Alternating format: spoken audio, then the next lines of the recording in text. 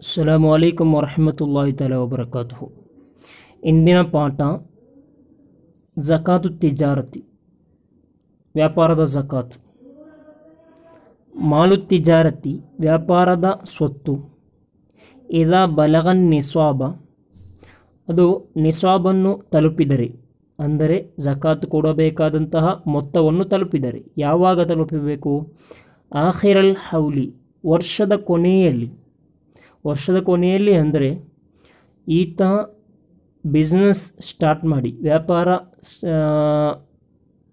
ಪ್ರಾರಂಭಿಸಿದ್ದು ಮೊಹರ್ರಂ 1ಕ್ಕೆ ಎಂದು ಭಾವಿಸುವ. ಮರಳಿ ಬರುವ ಮೊಹರ್ರಂ 1, ಆ ಮೊಹರ್ರಂ 1ರ ಸಮಯದಲ್ಲಿ ವರ್ಷವನ್ನು, ಆ ಮೊಹರ್ರಂ 1ರ ಸಮಯದಲ್ಲಿ ಈತನ ಸ್ವತ್ತಿನ ಮೊತ್ತವನ್ನು, ಈತನ ಶಾಪ್ನಲ್ಲಿ ಎಷ್ಟು ಸ್ವತ್ತಿದೆ, ಸರಕಿದೆ, ಆ ಸರಕನ್ನು ಟೋಟಲ್ ಮಾಡಬೇಕು.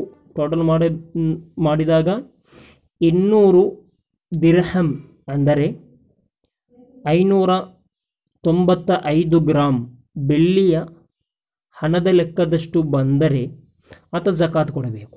ಯಜಿಬು, ಕಡ್ಡಾಯವಾಗಿದೆ, ಆತನಿಗೆ ಝಕಾತ್ ಕಡ್ಡಾಯವಾಗಿದೆ. ಎಷ್ಟು ಕೊಡಬೇಕಾದದ್ದು? ರುಬುಉ ಉಶ್ರಿ ಕೀಮತಿಹಿ, ಆತನ ಸಂಪತ್ತಿನ, ಸ್ವತ್ತಿನ, ಸರಕಿನ ಬೆಲೆಯ, ಆತನ ಸರಕಿನ ಬೆಲೆಯ 4/1 ಝಕಾತ್ ಕೊಡಬೇಕು. ಅದೆಷ್ಟಂತ ಒಂದು ನಿಮಿಷ ನೋಡುವ. 4/1 ಝಕಾತ್ ಕೊಡಬೇಕು ಅಂತ ಹೇಳಿದ್ದೇವೆ. ಆಗ ಅದು ಎಷ್ಟಾಗುತ್ತೆ ಅಂದರೆ ಅರ್ಥವಿಸಿಕೊಡುವುದು. 1, 2, 3, 4, 5, 6, 7, 8, 9, 10 ಅಂಕೆಗಳನ್ನು ಬರೆದಿದ್ದೇನೆ. 10/1, ಈ 10 ಇದೆ, ಈ 10ರಲ್ಲಿ 1 ಕೊನೆಯದನ್ನು ತೆಗೆಯುವ. ಈ 10/1 4/1 4 ಭಾಗ ಮಾಡಿ. ಈ ಕೊನೆಯದನ್ನು 10ನೇ ಒಂದು ಭಾಗವನ್ನು 10ನೇಯ ಒಂದು ಭಾಗ, 10ನೇ ಕೊನೆಯ ಈ ಭಾಗವನ್ನು 1 ಭಾಗ ಮಾಡಿ. ಈ ಲಾಸ್ಟ್ ಸಿಗುವ ಈ ಸಣ್ಣ ಭಾಗ ಮಾತ್ರವಾಗಿದೆ ಝಕಾತ್ ಕೊಡಬೇಕಾದದ್ದು. ತುಂಬ ಕೊಡಬೇಕು ಎಂದು ಹೇಳಿಲ್ಲ. ಈ ಸಣ್ಣ ಭಾಗ ಮಾತ್ರ, ಇಷ್ಟು ಮಾತ್ರ ಝಕಾತ್ ಕೊಡಬೇಕು. 10/1 4/1 ಅಂದರೆ ಇಷ್ಟು. ಈ ಕೊನೆಯ 10ನ್ನು 4 ಪೀಸ್ ಮಾಡಿದರೆ ಆ 4 ಪೀಸಲ್ಲಿ ಸಿಗುವ ಒಂದು ಪೀಸ್, ಈ ಪೀಸನ್ನು ಝಕಾತ್ ಕೊಡಬೇಕು. ಅರ್ಥವಹಿಸಿದ್ದು ಮಾತ್ರ, ಅರ್ಥ ಮಾಡಿಕೊಟ್ಟದ್ದು ಮಾತ್ರ ಇದು.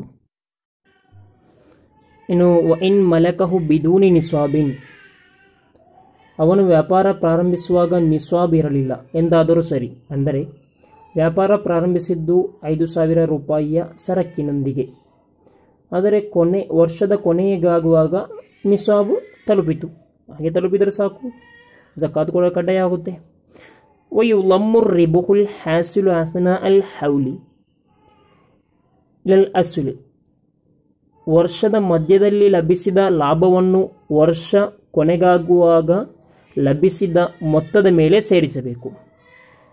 ಮಾಲಂ ಯಸಿರ್ ಕುಲ್ಲುಹು ನಕುದನ್, ಅದು ಸಾಮಗ್ರಿಗಳಿಗೆ ಬೆಲೆ ನಿರ್ಣಯಿಸಲ್ಪಡುವ ನಾಣ್ಯವಾಗಿ ಈತನು ಪರಿವರ್ತಿಸದಿದ್ದರೆ ಹೊರತು.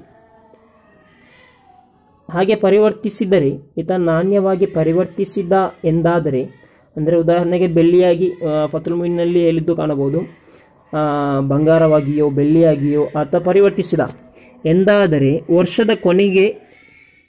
ವರ್ಷದ ಕೊನೆಯವರೆಗೆ ಅದನ್ನು ಸಂರಕ್ಷಿಸಿದ ಎಂದಾದರೆ ಮೊತ್ತಕ್ಕೆ ಸೇರಿಸಕೂಡದು, ಬದಲಾಗಿ ಅದಕ್ಕೆ ಸಪರೇಟಾಗಿ ಝಕಾತ್ ನೀಡಬೇಕು. ಇನ್ನು ವಯಂಕತಿಯು, ಈ ವರ್ಷ ಮುರಿಯುವುದು ಹೇಗೆ?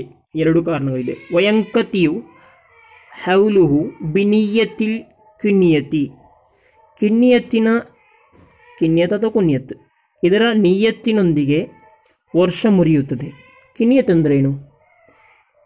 ಕಿನ್ನಿಯತ್ ಎಂದರೆ ವ್ಯಾಪಾರ ಸರಕನ್ನು ಸ್ವಂತ ಉಪಯೋಗಕ್ಕೆ ಬೇಕಾಗಿ ವಹಿಸಲು ಸಂಕಲ್ಪ ನಿರ್ವಹಿಸುವುದು, ಇದಾಗಿದೆ ಕಿನ್ನಿಯತ್.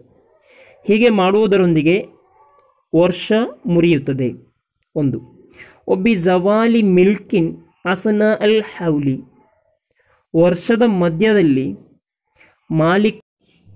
ಒಬ್ಬಿಜವಾಲಿ ಮಿಲ್ಕಿನ್ ಅಸ್ನಾ ಅಲ್ ಹೌಲಿ, ವರ್ಷದ ಮಧ್ಯದಲ್ಲಿ ಮಾಲೀಕತ್ವ ನೀಗಿ ಹೋಯಿತು ಎಂದಾದರೂ ಝಕಾತ್ ಈ ಹೌಲು ಮುರಿಯುತ್ತದೆ. ಸಲಾಂ.